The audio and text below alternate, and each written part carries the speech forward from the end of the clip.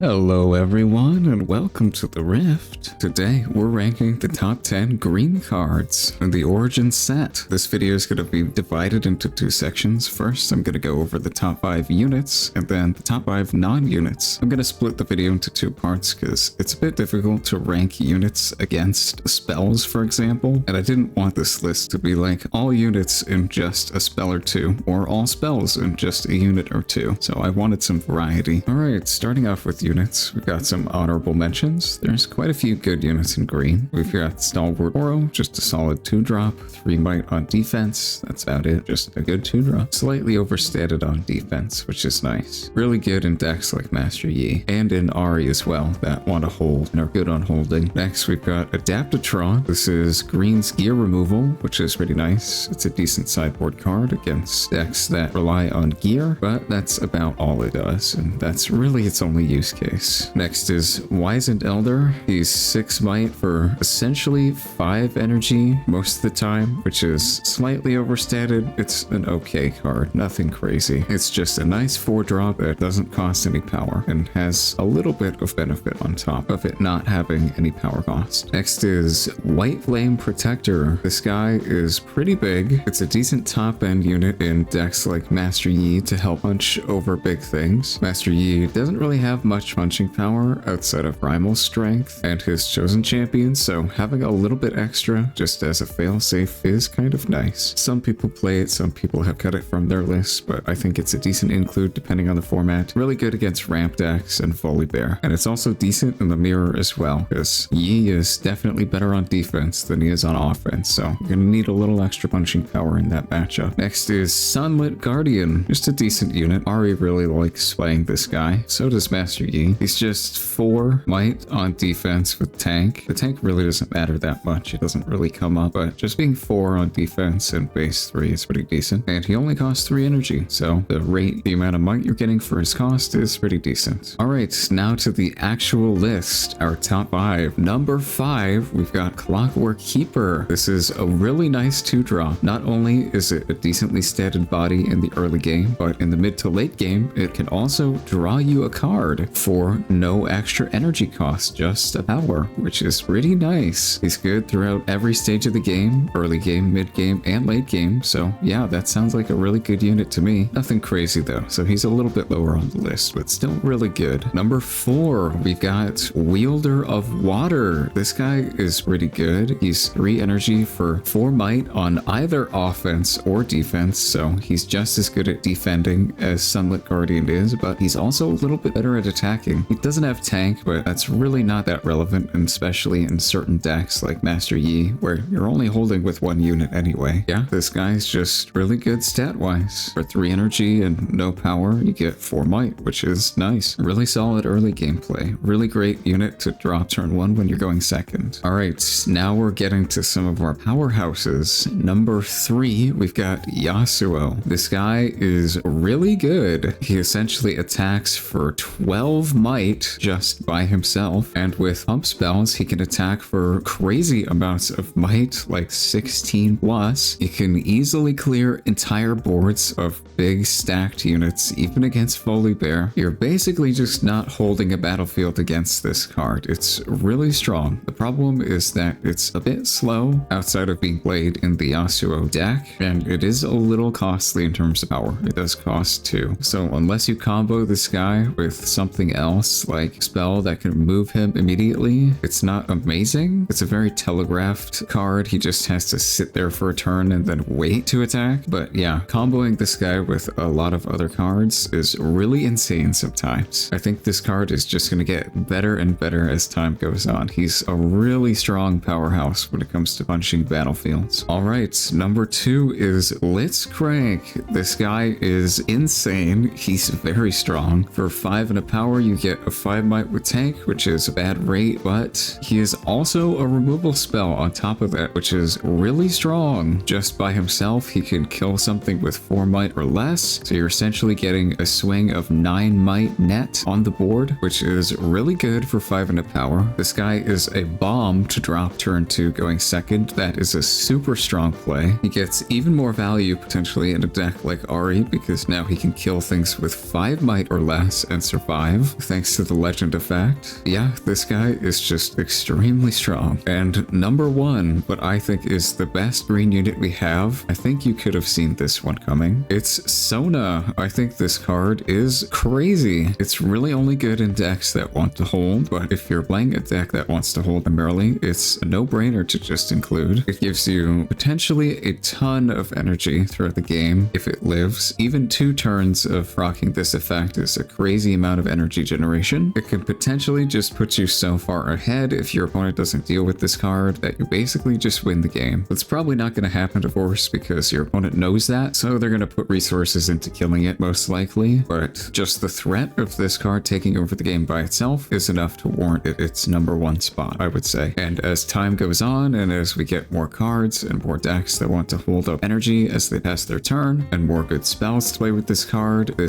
just scales to infinity. It's going to be so good as time goes on. Alright, now our non-units, or our honorable mentions, we've got Mystic Reversal. This card is a really expensive counterspell, but you also get to play the spell yourself, so it's potentially a decent card against certain other cards, but it's extremely niche in my opinion. It has the potential to blow your opponent completely out of the water and just win the game by itself, but that probably isn't really going to happen that often. There aren't many decks you want to side this into where you wouldn't want to just side other cards instead that are probably just better than this, and having to pay its extreme cost is a bit difficult in some decks. That's a lot of energy you have to hold up when you're passing your turn. Alright, next is On Guard. This is just 1 energy for +2 might, which is not bad. It's a reaction. It's a pretty good spell. The fact you only have to hold up 1 energy to play this is really nice. It's a really cheap option. And +2 is a nice bonus. You can use it for attacking or for defending. Yeah, it's just a nice card. Alright, our actual top 5. Number 5 is Wind Wall. I think this is a pretty good card. It just counters any spell, which is really nice. Against certain decks, it's really nice to have this, but we really don't have that many decks in the format that just play a ton of high-cost spells. It's really just Lux and Kaisa, and nobody's playing Lux, and not many people are playing troll builds of Kaisa anymore. So I think this card is not too great, honestly, right now, but as the game gets more and more high-cost spells and control decks in general, I think this card is going to be an excellent card moving forward. Alright, number 4 is Sonya's Hourglass. This is what I mean when I say you have better things to include in your deck against high-cost spells and big board wipey stuff, control decks in general. I think it's a lot better putting this in your deck right now than Wind Wall or Mystic Reversal. It's a cheaper option, it doesn't cost any power, and it basically does the same thing of just saving a unit from a spell. That's gonna kill it. Most of the time you're playing this against Kaisa, you can main deck it in some decks as well, and it's pretty good. Yeah, this card is just really strong. 2 energy for a protection spell, or potentially 0 energy, is extremely good. That's a really cheap effect. Green decks usually don't play that many units in their main decks, so this helps you not run out of units, which is what you want to do in this game, because if you run out of units, you're in trouble. And certain decks are pretty good at running you out of units. Alright, number 3 is Discipline. This is probably the best combat trick in the game, I would think. 2 energy for +2, and it draws a card, so it's card advantage neutral. That's kind of crazy. In a lot of scenarios, this card is just going to be a +1 because it's going to trade with either your opponent's removal spell that they're trying to use to kill one of your units, or one of your opponent's units. You trade this card for your opponent's card, but you get to draw a card on top of it, so it's just a straight +1. Yeah, this card is extremely strong. The fact that it draws a card is honestly very good, and +2 is again a pretty nice threshold to hit in the early to mid game. It's a really nice card. Good on offense, good on defense, just good pretty much at every stage of the game. Alright, number 2 is Defy. This is the best counterspell in the game. We don't have that many, but this is still the best. 1 energy and a power is an honestly insanely cheap rate for a counterspell, and it can counter anything that costs 4 energy or less. That's kind of crazy. It can stop pretty much most spells that people are playing in the game right now. It's an insane potential tempo advantage. Trading 1 energy for 4 is quite good, and just having to hold up 1 energy as you pass your turn is really easy most of the time. Yeah, this is definitely going to be a green staple, at least for now. Every green deck's going to play 3 of this. Most likely going into the future, it'll be the same way unless something drastic happens. Yeah, just an extremely strong card. One of the best cards in green. All right, now potentially the best card in green. We've got Charm. This card is bonkers busted.